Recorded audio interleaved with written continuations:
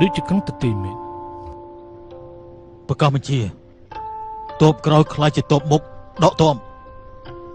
ស្បៀងសិទ្ធិនៅក្នុងក្រុងហើយបានច្រកតប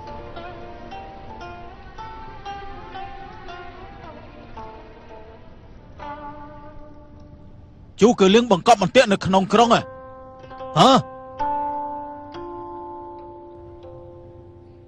ក្រុងតូចមួយបែបនេះទើបជាមានបង្កប់ទាហានក៏មិនច្រើនដែរ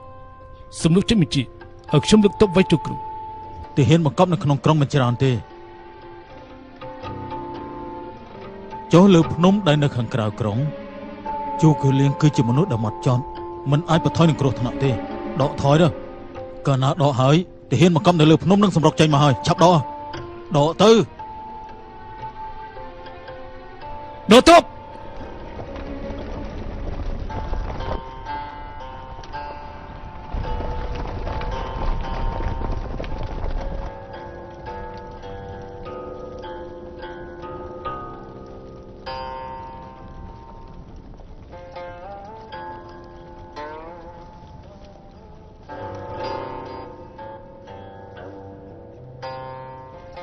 លោកអប្រាំ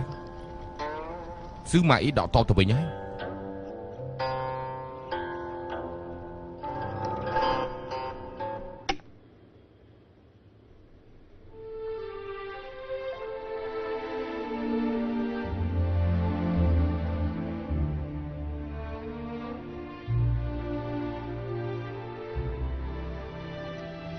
ទៅបណ្ណា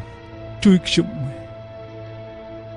លោកអប្រាំហេតុអីក៏លោកដេញពិនតែមួយបត់ក៏អាចបំភ័យកងទ័ពមួយសែនអ្នករបស់ស៊ឺម៉ាអ៊ីបានអញ្ចឹង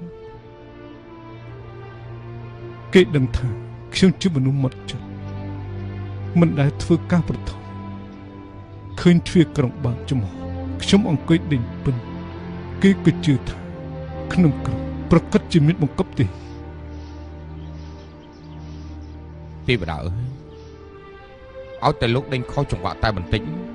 ពួកគេប្រកាសជាសម្រុកចូលមកឆាយក្រុងនេះនឹងទៅផ្ទៃរៀបហើយស៊ឺម៉ាអ៊ីពិតជាអ្នកចេះស្ដាប់ភ្លេងមែនអ្នកចេះស្ដាប់ភ្លេងបើខ្ញុំជាស៊ឺម៉ាអ៊ីខ្ញុំមិនដកតបទេទីនេះមិនអាចនៅយូរទេឆាប់នាំគ្នាដឹកស្បៀងចាក់ចេញពីទីនេះភ្លាមទទួលបញ្ជា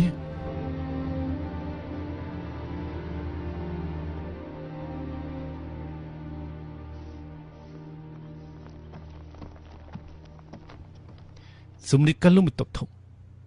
ពួកយើងចាប់រឿងរអមម្នាក់នៅក្រៅក្រុងខ្ញុំសួរគេឲ្យដឹងថា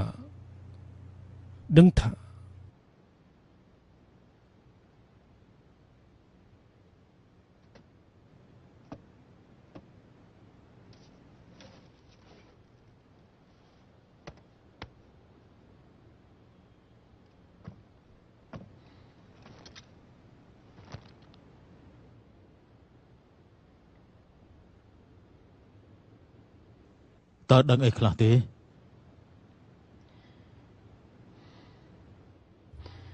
ក្នុងក្រុងខាងលិចមានតែជូកលៀងនិងទាហានចាស់ៗពី2000នាក់ប៉ុណ្ណោះពួកយើងចាញ់បោកគេជូគឺលៀងមានទាហានចាស់តែ1000 2000នាក់ទើបយើងដកថយជូកលៀងក៏ដកចេញភ្លាមកូនប្រុសជូក៏លៀងទេឆត់ដូចជាទេវតាអញ្ចឹងពុកមិនអាចប្រៀបនឹងគេបានទេ